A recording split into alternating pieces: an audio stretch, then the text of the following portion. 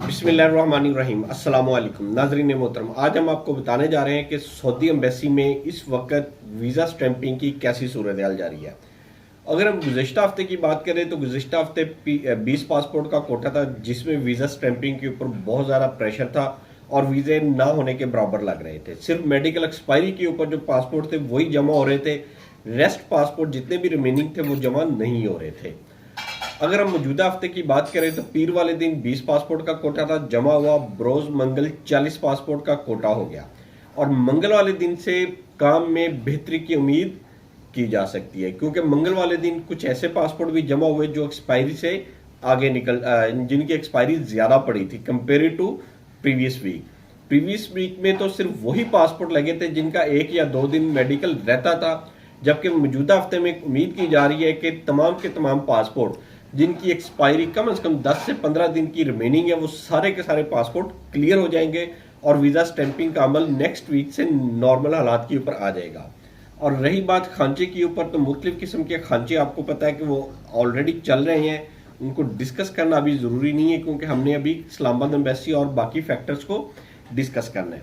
अगर हम इस्लामाबाद एम्बेसी की बात करें तो इस्लामाबाद एम्बेसी में पहले भी नॉर्मल काम जारी था और अभी भी नॉर्मल काम जारी है। वहाँ पे वीज़ों की तादाद कम होती है, इसलिए वहाँ पे इतना ज़्यादा प्रेशर नहीं होता और रूटीन वाइज वीज़े लगते रहते हैं।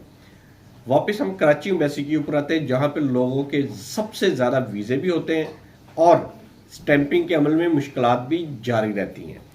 उम्मीद की जाती है कि अगर 40 पासपोर्ट का कोटा मुसलसल चलता रहा तो इसी वीक के एंड पर हालात नॉर्मल हो जाएंगे, वीज़ा स्टैंपिंग के अमल में काफ़ी बेहतरी आ जाएगी। जैसे कमेंट्स में लोगों ने कहा कि मौजूदा हालात के ऊपर एक ऐसी जामिया वीडियो बनाए जिसमें हमें बहुत ज़्यादा परेशानी का सामने, हमारे एक रमज़ान शरीफ के पासपोर्ट एम्बेसी गए हुए हैं और अभी तक वो पासपोर्ट वीज़ा लग के नहीं आए। ये वो पासपोर्ट थे जो रमज़ान के 15 रमज़ान के बाद इकट्ठे हो रहे थे, एम्बेसी में जा रहे थे और वीज़ा स्टैंपिंग के लिए रेडी हो रहे थे, क्योंकि रमज़ान के मिड ऑफ रमज़ान में बहुत ज़्यादा लोगों के आमल बनना और आमल इंशात के बेशुमार नेफ्टेक क्लियर हुए और एकदम प्रेशर बढ़ गया था। उन प्रेशर को डिसॉल्व अभी तक नहीं किया जा सकता, उसी प्रेशर को लेके अभी तक हम चल रहे हैं और उनमें से भी सिर्फ वही पासपोर्ट लग सके हैं जो वीज़ा एक्सपायरी के ऊपर थे। क्वेश्चन यहाँ पे यह है कि कुछ ऐसे अफराद हैं जिनके 5 से लेके 13 तारीख तक मेडिकल एक्सपायर तो हो चुके हैं लेकिन वीज़ा नहीं लगे।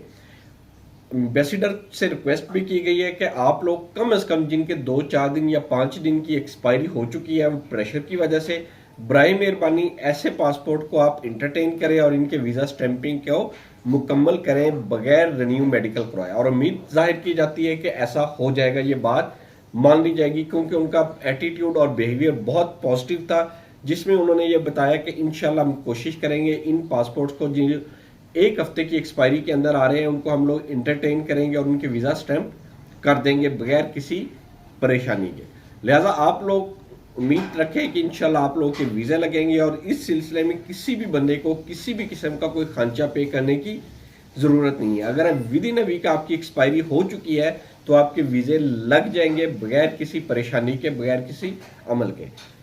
लिहाजा आपसे रिक्वेस्ट यही है कि ऐसी बातों को ज़्यादा से ज़्यादा शेयर किया करें, क्योंकि लोग ऐसी चीज़ों के ऊपर ब्लैकमेल भी करते हैं और एक्स्ट्रा पैसे भी चार्ज करते हैं कि आपका वीज़ा लगने वाला था, ये नहीं हुआ, 1 दिन रहता था, मैंने वीज़ा लगवा दिया, मुझे 5,000 दें, मुझे 20,000 दें, मुझे 10,000 दें। इस तरह की डिमांड्स अक्सर एजेंसी वाले कर जाते हैं, क्योंकि ये इस काम की रूटीन में वो अपने आप को शामिल कर लेते हैं। अक्सर चीज़ों के ऊपर खांचा लग भी जाता है, लेकिन इस दफ़ा ये चीज़ नहीं हो रही। अगर 2-4-5 दिन की बात है तो आपको खांचा पे करने की ज़रूरत नहीं है, वीज़ा आपका आसानी के साथ लग जाएगा। इंशाल्लाह मज़ीद अपडेट्स के लिए हम नेक्स्ट वीडियो आपके लिए बनाएंगे। उस वक्त तक के लिए इजाज़त दीजिए। अल्लाह ताला आपका हामी नासिर हो। अल्लाह हाफिज़।